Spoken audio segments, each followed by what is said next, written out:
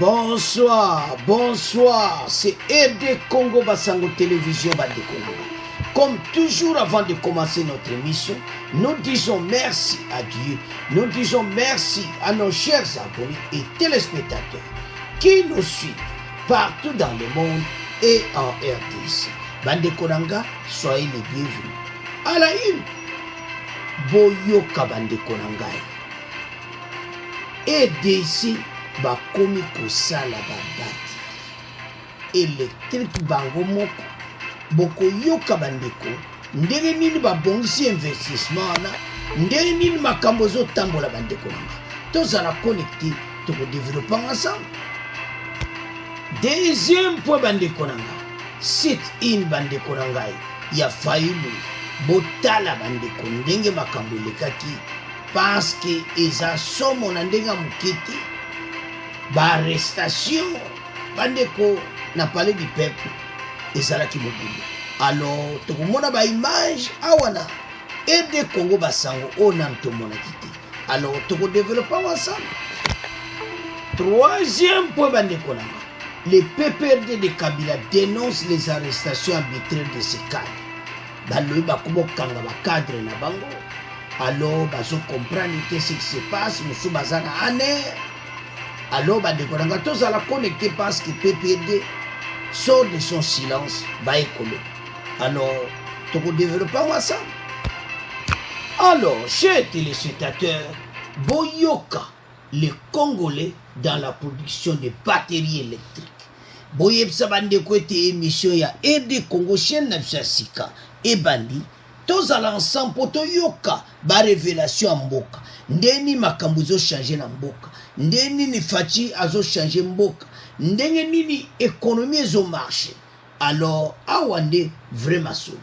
Alors ministre y'industrie Julien Paluku plaide pour l'implication des investisseurs congolais dans la production locale de batteries électriques. Alobi tala biso tosala biso moko d'investisseurs na biso ba bénéficier na bambongo na oyo bakara biso moko électrique ezala te ko ewuti wapi ewuta ya biso moko. Alors tosangana bainvestisseurs ya bakongolais bango moko.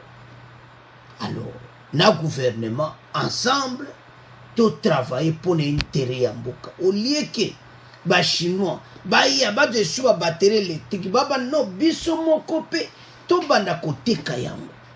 Alors bandeko machine à marche makambo kitoko do bakare électrique nde ozomona wana EDC kalate tozo produit parce ba matière biso mo tozo produit. Donc tant tolinga tosala ba batterie dépense à mingi ezate.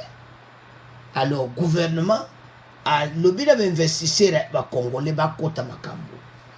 Voilà comment pays ndenge développé. Biso moko tozo ba misala tout ça au lieu que ba européen ba américain ndenge ba ya ko ba matière ba de lisuzu na ba non ba on ba ya ko somba ba matière ba kenango. Mais biso moko peut ba ko produire ba batterie électrique biso moko. Le ministre de l'Industrie Julien Paluku s'est entretenu avec un groupe d'investisseurs dont des banquiers jeudi 21 avril à Lubumbashi dans la province de Haut-Katanga. Il a plaidé pour l'implication des investisseurs congolais dans le projet de la production de batteries électriques à RDC. Binomo bozakona na Kolwezi, na Haut-Katanga pas cuivre, cobalt, onyo sezo sala ba batterie et bimaka. Binomo ko sala yango. Bande ko ngai tala RDC ko na liro bazokende makama kitoko kozana mboka na biso.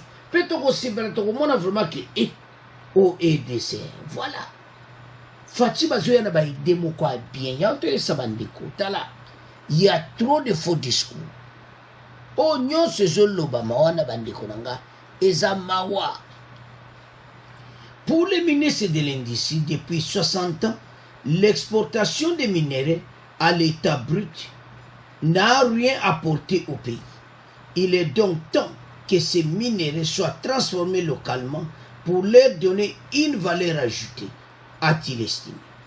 Julien Paluku, ministre de l'Industrie, s'est entretenu avec Jean ngandu asa 30 nina bango basololi alors sikoyo awa baosolola sikoyo toyoka ndenge basololaki na journaliste Jean Ngandu bongo to continue mission na biso parce que bandeko mboka ezodéveloppe biso ekomi ta oyo biso nyonso totia makanisi na mboka tolanda badiscours ate badistraction badésordre ka mpo baya autour de la table bakabola gâteau bakoma baprésident de la république alors que tala vraiment solo yango ndeni tokoko avancer mboka olie bato bawelaka pouvoir baélection kozala mokolo nini bazowela baloi électoral bitumba bana bazozoka tala vraiment solo alors toyoka Julien Paluku bon to continue mission na biso.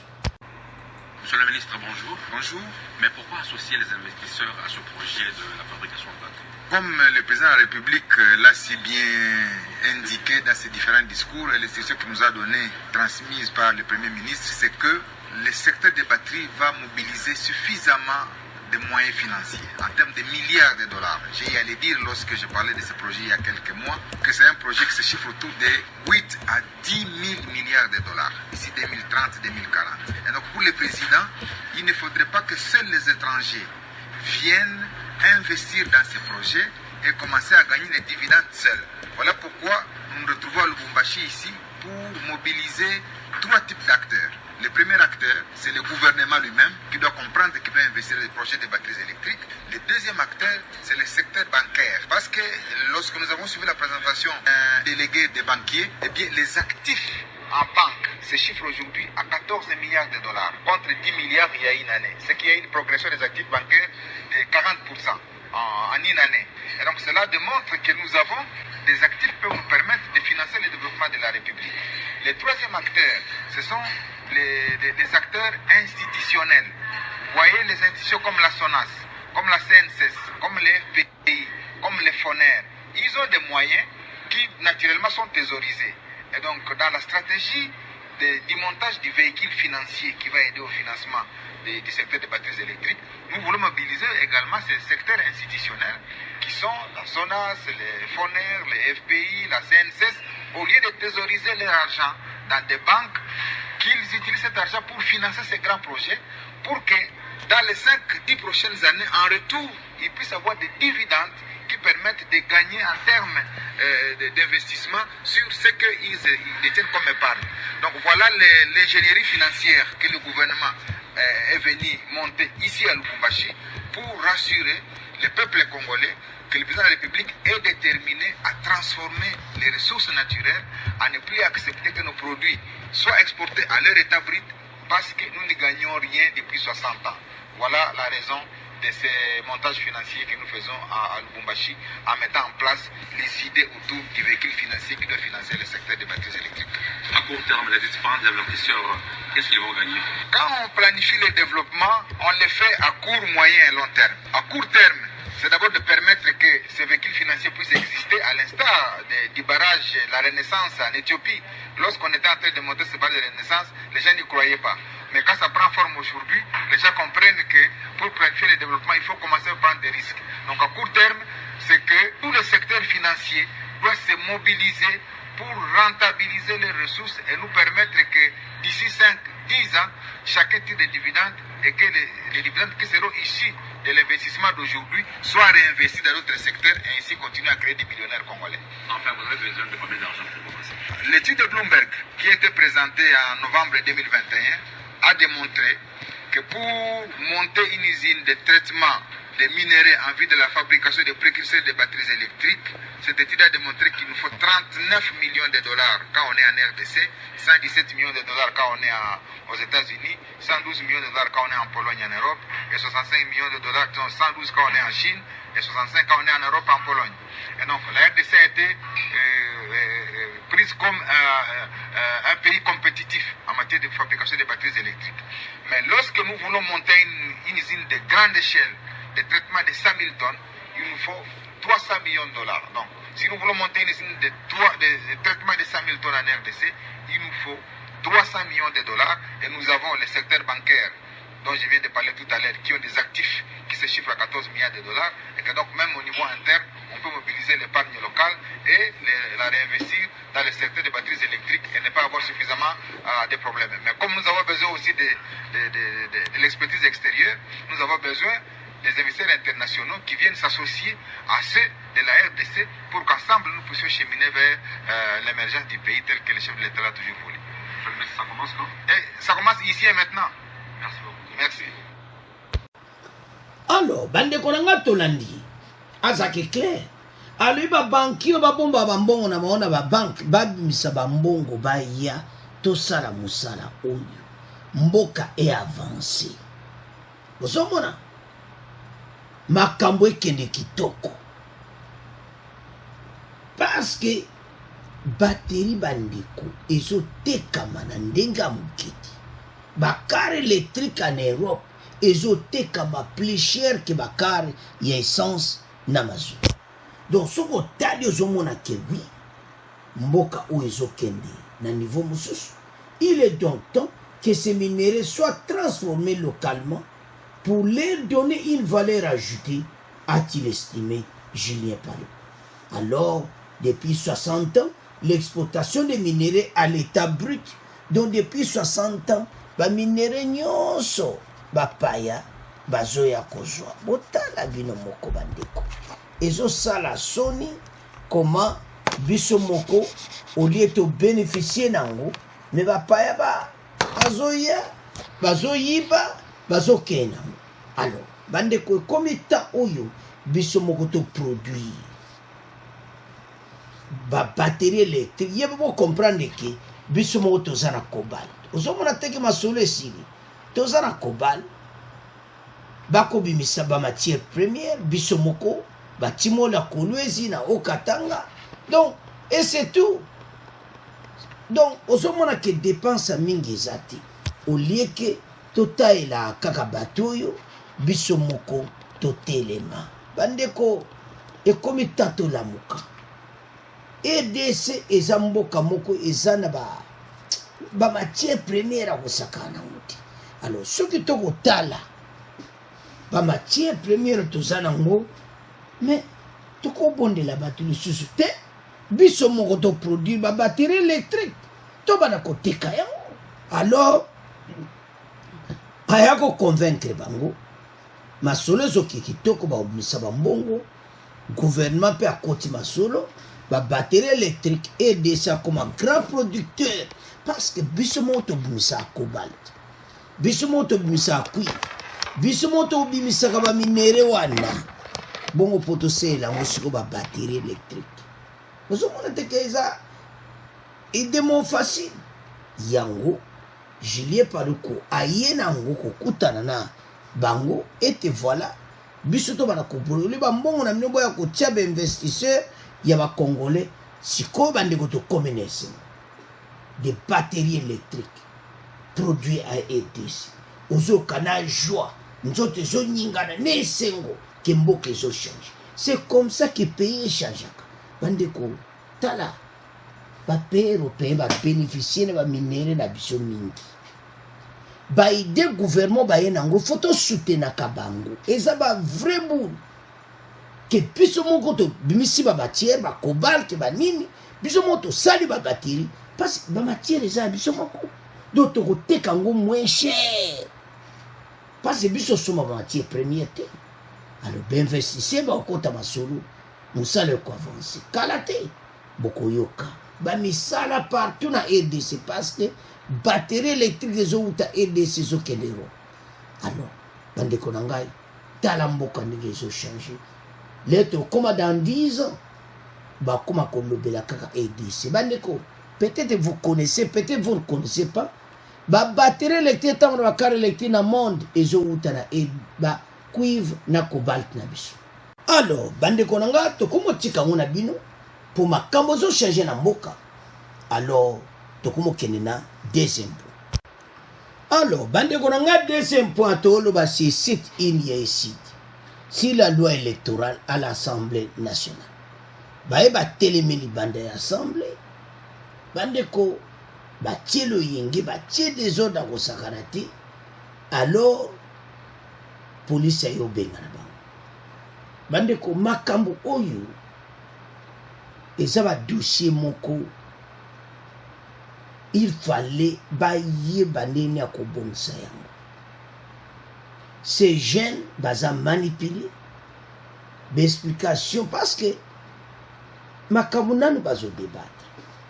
Fallait bozela tambo mona ke pesi mabe ah wale bato akoko réagir voilà bona boy ko manifester mabeti mais basengi nzela te basala ngo sans permission. Sikubo opesa faute na bana bato bazuki. La police nationale congolaise a étouffé ce vendredi 22 avril une manifestation des militants de la Mouka aux abords du palais du peuple, venus pour manifester contre l'examen de la loi électorale prévue ce jour à l'Assemblée nationale. Ces militants ont été pourchassés par les agents de l'ordre. Cet affrontement, à en croire, un des cadres de la Mouka s'est poursuivi jusqu'au siège de l'Échid où les militants se sont retranchés. Les militants de la Mouka étaient venus en cette île devant le Parlement pour exiger des réformes consensuelles sur la loi électorale. La police, mêlée avec les militants de l'IDPS, ont sauvagement attaqué les militants de la Mouka. Ils se sont repliés vers le siège, mais les policiers les ont poursuivis. Ils ont tout saccagé et cassé. C'est très grave. Plus qu'une dizaine de blessés et d'arrestations jusqu'à présent. Ils ont assiégé les sièges. Baye batelemi basali mobulu. Et komaki na bate IDPS me bakote masolo. Bango bazo batela mboka. Bango mpe alobi biso tokotika te batake bandi. Ta la place mobulu ezalaki bandi ko. Alors batu babandi kotia mobulu. Mais alors tango ba désordre de côté et tout ça. Alors bakimi sikoyo na siège. Balandi bango tiko yango tolobaki makambo oyo examen sur la loi électorale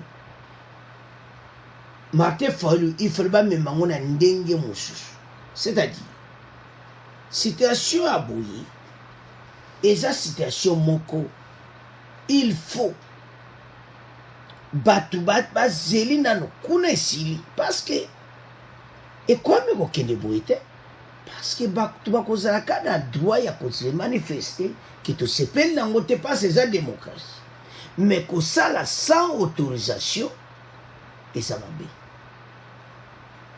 yango bato fo basololaka soki bosolola eza bima te foli basala effort ngobila ta boye bosolola boinsiste ti bakopesa bino nzela mais siko omoni teke bwana raison te bana bato bazoki pasi bozwi permission te bokeka bokoti kaka na nzela.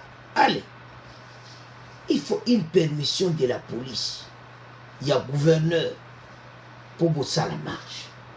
Mais Martin Fayulu ome makambo na ndenga dezo eza kitoko te bandeko eza droit ya bato kosala marche mais hors de moko eza po anga no plaider kaba jeune congolais oyo bazoki nde bazokima polisi heureusement tozalera faci il faut kokeba kome kobeta munduki te mwana moko te akufa bengana bango na bagaz lacrymogène mais komeka te tolingi lisu makambo wana te baza na eside mais baza bajeune congolais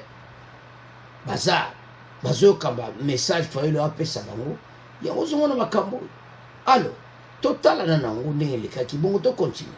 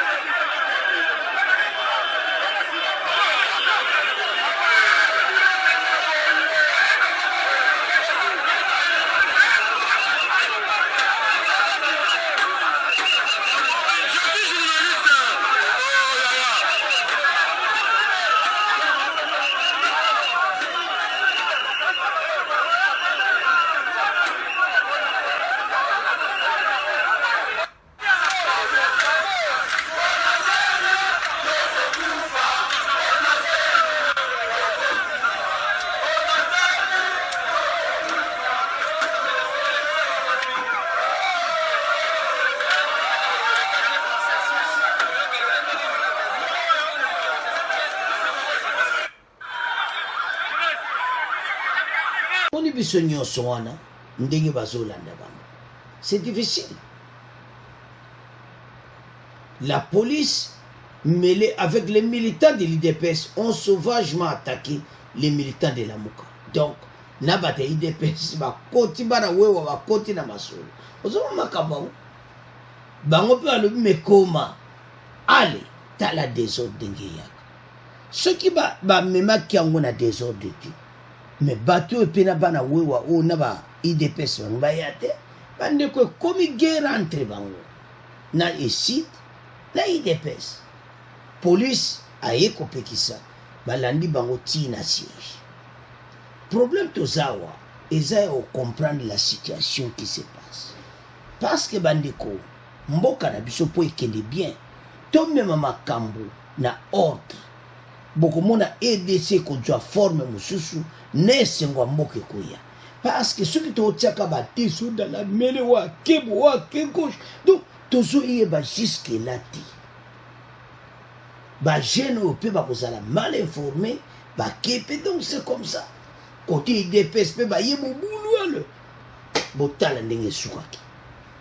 IDPS a attaqué, bon pe ba attaquer aller. Makambo ke ce sont des jeunes mais talande ba tu bazoki, police présent. Donc ozomona ke et ça les pena propriété. Mais et l'autre ntolo bezaki.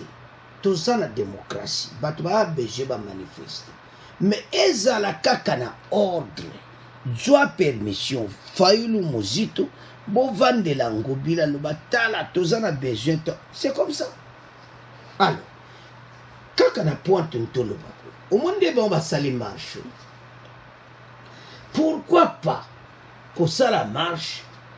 Sur les communautés ba Rwandais, ba nani toke na ambassade à Rwanda. Ou bien les camps, pourquoi pas Makamba Est des autres cas? Toko vendre la Makamba Est aussi.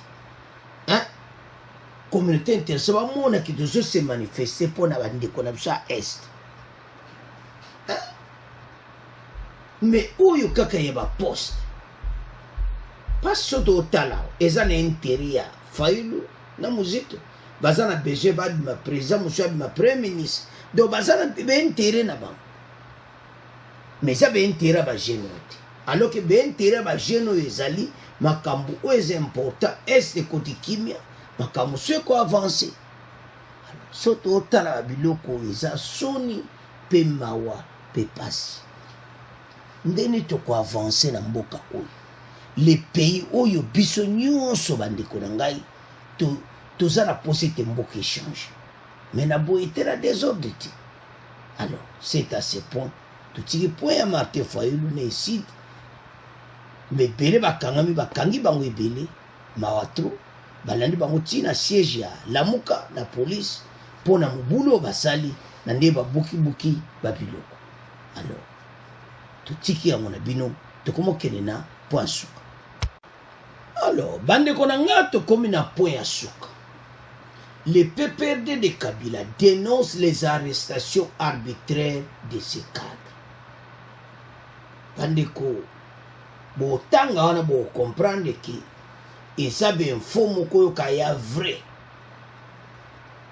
bango bazo makambo ba lobby balu bazo kanga ba cadre na bango. Les PPD dénoncent des arrestations arbitraires de ces cadres, membres et alliés. Alors bango balu bazo kanga batu na bango pamba sans motif valable. Donc c'est comme ça. Dans un communiqué de presse parvenu à Politico, c'est mercredi 20 avril 2022, le secrétaire permanent du PPRD Emmanuel Chadari affirme que la dernière arrestation arbitraire et la détention illégale dans un cachot de l'ANR à Kinshasa et de Momo Moulab, chef de département chargé de la communication et médias au comité exécutif provincial du PPRD Lualaba à collège. Bouyebi Oezoleka pour le moment entre Bango Bakatange. Bakatange il faut bayoka. Si qu'on a créé des désordre entre Bango Bazoyoka na te. comment se fait-il bino na bino bozo bomana ndenge o eza mawa donc babilo kaboyi ezo sala mawa to. Selon Emmanuel Shadari, ce dernier a été menotté et transféré à Kinshasa à l'issue de sa famille politique et biologique, qui s'inquiète de son sort alors qu'il est diabétique. Balobi, cadre wana ya bango bakangi na ane, parce que bamobulu yo salam. Bazo créer des ordres. Partout na Katanga et partout des ordres de ça. Et maintenant, les partis de Kabila baza d'accord na o isolé. C'est comme ça on a commandé ça là passe. Lelo baza no kena bakashu bakumo mona bakangi batala kasha ane. Bande kotala soko sa muninga likambo. Soko yomo basali yo sala passe au sabarati. Na lera PPRD tuzana bakashu ane. Muto nazo sala donc azo kanga ndinga lingi. Mitala lelo ya bakangi bango na cause moko valable mais bango batomboki. Voilà comment va réagir. Batomboki na ndenga mokiti. Pays oyo poto kena ngo bien. To comprendre bano makambo oyo basa kusenga. To saleta. Emmanuel Shadari a dit message à l'objet que Moutobo kangi na ane aza diabétique. Siko batika kakayi. Andeko citation eza somme. Zomo. Alors, avançons. Les PPD exigent sans condition la libération immédiate de son camarade Momo Moula pour détenir à un lieu secret de la NER à cause de ses opinions politiques. Balobi eza pona opinion politique na ye bako kanga ete. Au monde ça la passe. Bande kozo sala soni na makambo. Parce que lelo bango batomboki. Lelo bazolo bat mais bakanisa na le wana. Zona. Tout ça ko encourageant. Mais eloko ntolo bani. Bakangi epona nini abuki mibeko leta makambo ezo sala pour le moment entre binifu boluka makelo esi la bato babunda kali susu boyete. Ce n'est pas possible. Les PPD exigent sans condition la libération immédiate de son camarade Momo Moula pour détenir à un lieu secret de l'année à cause de ses opinions politiques. Pota la bande konanga. Et ça m'a comment? Alors, surtout la citation où il bandiko. Ils ont salamawa. Les PPD attirent l'attention de la communauté nationale, les partenaires extérieurs, notamment les ONG internationales et des droits de l'homme, la MONUSCO, si la détérioration de l'état de droit, du climat politique, le yango, baso senga yango bandekoranga. Alors, si la détermination de l'état de droit, donc bango baso senga ki makambo yo esila, balona ba ONG bakota bakoba esi MONUSCO ke baso kanga bato na biso na ndenge ya mabe. Alors, bandekoranga PPRD batomboki lelo baza fâché nde bazo kanga bato na bango. Alors tika ngona bino to komo kende sikoyo na fin émission bo continuer ko s'abonner massivement na RD Congo Basango télévision et sa chaîne na biso deuxième chaîne Congo News 24 tozo ya na parce que zambe info ebele il faut to kabola moto tie musu koto parce que ebele bo mono to tiawa donc ben faut oyo kama kambo pona ba découverte pona mboka. Alors bon abonnez massivement.